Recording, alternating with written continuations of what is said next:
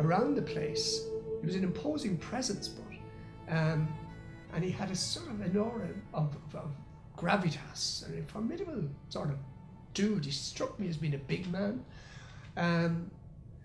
But his funeral struck me as being something different and extraordinary, insofar as there was quite a turnout, but there was also a lot of dignitaries, politicians, and it was, miserable, cold, damp, early January day with low cloud, low ceiling cloud.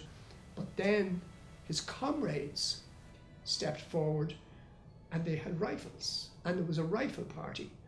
And, these guys are gabardined and they are heavy, Crombie coats or whatever with belted macs and so on, and their hats.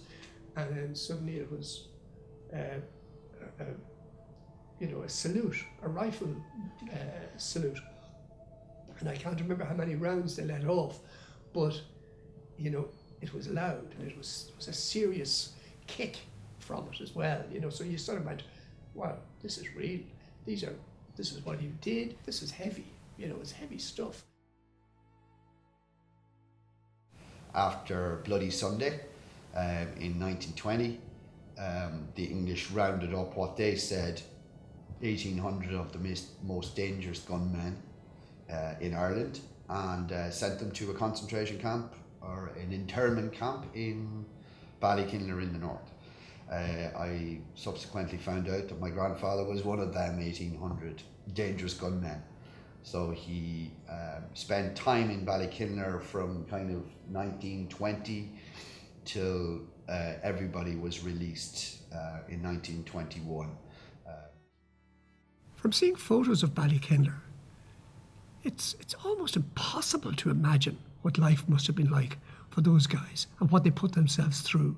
I found a piece that he had wrote in an autograph book, which was a very poignant thing for me to find my grandfather's physical handwriting. So after James was released from Ballykinlar in 1921, it obviously didn't teach him any lessons, because he went on to get involved in a lot more after that.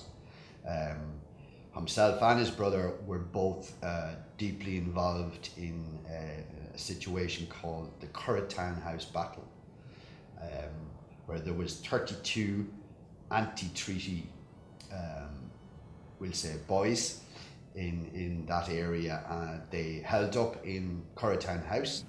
It went on to become a 3-day battle between the anti-treaty boys and the treaty. The anti-treaty boys held up for 3 days, when eventually the local priest brokered a truce between the 32 lads who had held up. They were arrested, which was my grandfather and his brother Matthew, and they were moved to the barracks in Trim.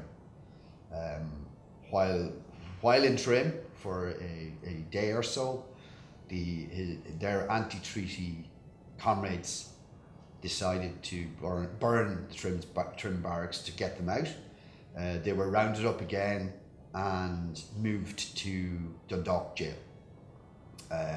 While in Dundalk, there was 103 anti-treaty gentlemen, and some being quite famous, Frank Aiken and Mick Hilliard, who went on to become, had a family dynasty in Irish politics. But through Frank Aiken's orders, there was a mass breakout where they blew a hole in the wall of the prison 5 days after they were all transferred. James and Matthew had been transferred to it, and they were all escaped. 103 escaped on that night with the help of some anti-treaty comrades and a lorry, and they all went on the run. It's like The Great Escape. It's actually a real-life movie made in the 20s. Astonishing. I mean, gangsters, bombs, getaway trucks, police dogs being chased, the army, and is managing to escape and not be caught. Genius. James's brother Matthew, 2 months later, happened to be one that was rounded up and caught. We don't quite know what happened to James after that time. Matthew went on to leave the country and go to Liverpool. He was deeply involved in the burning of the Liverpool docks, which at the time, 1920s, there was £1.2 million worth of damage done, which would have been a very large amount of money. Again, there's records to prove that he was there on the night and was one of the guys that helped to pull this off. He went on the run from it, was caught and brought back to Ireland and put into the Curragh camp in County Kildare, otherwise known as Tin Town, where he later died on hunger strike, along with several others at the time, 1922. We find then in James's life there was some dramatic changes in what his take on things were. Skip on to 1933, where we find records of James joining the Guards, based out of Dundalk, where he was, from the Garda records, we find that he was recommended by Dr. Ryan, the Minister for Agriculture at the time, who had been elected in 1932. He goes on to serve in Dundalk as a sergeant detective until 4 years later, where he is transferred to Dublin Castle. I remember my mother and father, went to visit, or took me to visit him there once.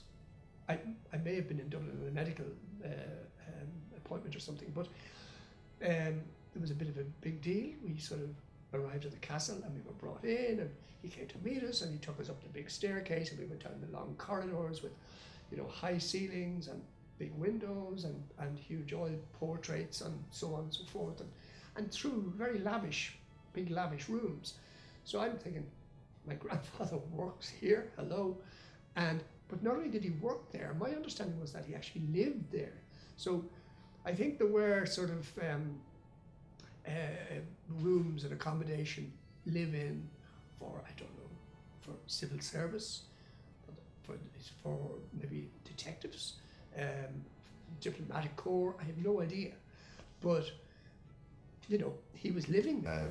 My father had told me that about a story, which was that when James retired, he was put forward as James, run for the Meath constituents as a TD.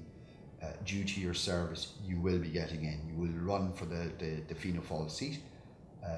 Allegedly, as the story was told to me, that Deb told him, Jamie, go forward for that, it's already yours. Quite spectacularly at the time, James goes on to wait until there was a large public meeting to see who was being put forward. His name was put into the hat with Mick Hilliard, but he was told he was already going to win the seat. This incensed James, who went on to throw the book at everybody, get up, leave the meeting and say, this is not what me and my comrades fought for. This is not anybody's decision to make. This is the public's decision to make. I won't have anything to do with this. He got up, left the meeting, had absolutely nothing more to do with Fianna Fáil, De Valera, or any of the government. James remains a fascinating figure. And he was a man who put self-interest aside and at enormous personal cost devoted his life to making the world a better place for the community. And in doing so, he's afforded us the many opportunities and privileges that we have today. Now, he won't be high on the list of those who are fated by society as revolutionary visionaries, but he was a man who actually did the job. He paid the price, and he didn't seek reward or remuneration or title. And he risked everything on our behalf. I mean, that's astonishing.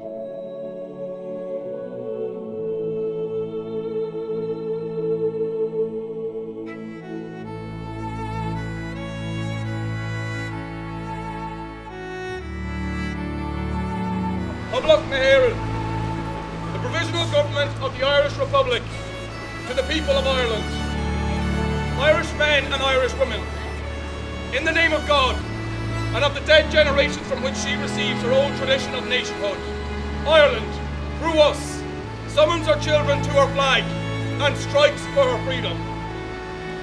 Having organised and trained her manhood through her secret revolutionary organisation, the Irish Republican Brotherhood, and through her open military organisations, the Irish Volunteers and the Irish Citizen Army, having patiently perfected her discipline, having resolutely waited for the right moment to reveal itself, she now seizes that moment, and supported by her exiled children in America and by gallant allies in Europe, but relying in the first on her own strength, she strikes in full confidence of victory. We declare the right of the people of Ireland to the ownership of Ireland, and to the unfettered control of Irish destinies, to be sovereign and indefeasible. The long usurpation of that right by a foreign people and government has not extinguished the right, nor can it ever be extinguished, except by the destruction of the Irish people. In every generation, the Irish people have asserted their rights to national freedom and sovereignty. 6 times during the past 300 years, they have asserted it to arms. Standing on that fundamental right, and again asserting it in arms in the face of the world, we hereby proclaim the Irish Republic as a sovereign, independent state. And we pledge our lives, and the lives of our comrades in arms, to the cause of its freedom, of its welfare, and of its exaltation among the nations.